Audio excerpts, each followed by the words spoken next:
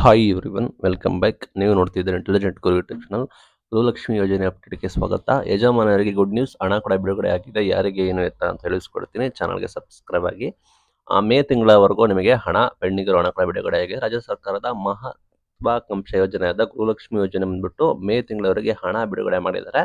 ಆದರೆ ನವೀಕರಣಕ್ಕಾಗಿ ಅರ್ಜಿ ಸಲ್ಲಿಸುವ ಸಂಬಂಧ ರಾಜ್ಯ ಸರ್ಕಾರದಿಂದ ಯಾವುದೇ ರೀತಿ ಅಧಿಕೃತ ಆದೇಶ ಹೊರಡಿಸಿಲ್ಲ. ನವೀಕರಣ ಅಂದ್ರೆ ಮೀನ್ ಮತ್ತೊಮ್ಮೆ ಅಪ್ಲಿಕೇಶನ್ ಹಾಕೋದಕ್ಕೆ ಸರ್ಕಾರ ಈ ಹಿಂದೆ ಅನೌನ್ಸ್ಮೆಂಟ್ ಕೂಡ ಮಾಡಿದೆ. ಅದ್ರ ಬಗ್ಗೆ ಯಾವುದೇ ರೀತಿ ಅಪ್ಡೇಟ್ ಕೂಡ ಬಂದಿಲ್ಲ. ನಿಮಗೆ ಮೇ ತಿಂಗಳವರೆಗೂ ಕೂಡ ಹಣನ ನಾವು ಬಿಡುಗಡೆ ಮಾಡಿದೀವಿ ಅಂತೇಳಿ ಅಧಿಕೃತ ಆದೇಶ ಕೊಟ್ಟಿದ್ದಾರೆ. ನಿಮಗೆ ಇಲ್ಲಿ ಯಾರೆಲ್ಲ ಇನ್ಕಮ್ ಟ್ಯಾಕ್ಸ್ ತೆರಿಗೆ ಪಾವತಿ ಮಾಡ್ತಿದ್ದೀರಾ ಮತ್ತೆ ನಿಧನ ಅಂದ್ರೆ ಸತ್ತವರಿಗೂ ಕೂಡ ಅವರ ಖಾತೆಗೆ ಹಣ ಬರ್ತಾ ಇತ್ತು. ಹೀಗಾಗಿ ಅನರ್ಹರನ್ನು ಯೋಜನೆಯಿಂದ ಕೈ ಬಿಡುವ ಉದ್ದೇಶದಿಂದ ನಿಮಗೆ ಹೊಸದಾಗಿ ಮರು ನವೀಕರಣಕ್ಕೆ ಅಪ್ಲಿಕೇಶನ್ಸ್ ಕರೀತಾರೆ. ಮರು ಅಂದ್ರೆ ಮತ್ತೊಮ್ಮೆ ಅಪ್ಲಿಕೇಶನ್ಸ್ ಅರ್ಜಿಯನ್ನು ಹಾಕಬೇಕಾಗುತ್ತೆ.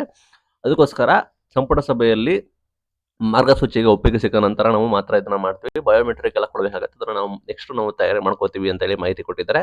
ಮರು ನವೀಕರಣ ಮಾಡುವ ವೇಳೆ ಅಂಗನವಾಡಿ ಕಾರ್ಯಕರ್ತರನ್ನು ಬಳಸಿಕೊಳ್ಬಹುದು. ಮತ್ತೆ ಮನೆ ಮನೆಗೆ ಭೇಟಿ ನೀಡಿ ಅಗತ್ಯ ದಾಖಲೆಗಳನ್ನು ಪಡ್ಕೋಬಹುದು. ಮತ್ತೆ ಗ್ರಾಮವನ್ನು, ಬೆಂಗಳೂರನ್ನು, ಇತರ ಕೇಂದ್ರಗಳಲ್ಲಿ ನಿಮ್ದು ಆಧಾರ್ ಕಾರ್ಡು, ಪಡಿತರ ಚೀಟಿ ಸೇರಿದಂತೆ ಎಲ್ಲ ದಾಖಲೆಗಳನ್ನು ನೀವು ನವೀಕರಣ ಮಾಡ್ಕೋಬಹುದು ಅಂತ ಕೂಡ ಹೇಳಿದ್ದಾರೆ. ಒಟ್ಟಾರೆ ಮೇ ತಿಂಗಳವರೆಗೂ ನಿಮ್ಗೆ ಹಣ ನಿಮ್ಮ ಖಾತೆಗೆ ಜಮೆ ಆಗಿದೆ. ಪ್ಲಸ್ ಯಾರು ನವೀಕರಣ ಮಾಡಬೇಕು, ಹೊಸದಾಗಿ ಅಪ್ಲಿಕೇಶನ್ ಹಾಕಬೇಕು, ಬಯೋಮೆಟ್ರಿಕ್ ಎಲ್ಲ ಅದ್ರ ಬಗ್ಗೆ ಡಿಸೈಡ್ ಕೂಡ ಮಾಡ್ತಾರೆ. ಬಿಕಾಸ್ ಯಾಕಂದ್ರೆ ಸತ್ತವರಿಗೆ, ತೆರಿಗೆ ಪಾವತಿದಾರರಿಗೆ, ಅನರ್ಹರಿಗೆ ಹಣ ಬರ್ತಾ ಇದೆ. ಅವರು ಅರ್ಹರಲ್ಲ, ಅವರು ಎಲಿಜಿಬಿಲಿಟಿ ಇಲ್ಲ, ಅವ್ರಿಗೆ ಹಣ ಬರ್ತಾ ಇದೆ. ನಾವು ಬದಲಾವಣೆ ಕೂಡ ಮಾಡ್ತೀವಿ ಅಂತ ಸರ್ಕಾರದಿಂದ ಅಪ್ಡೇಟ್ ಬಂದಿದೆ. Thank you.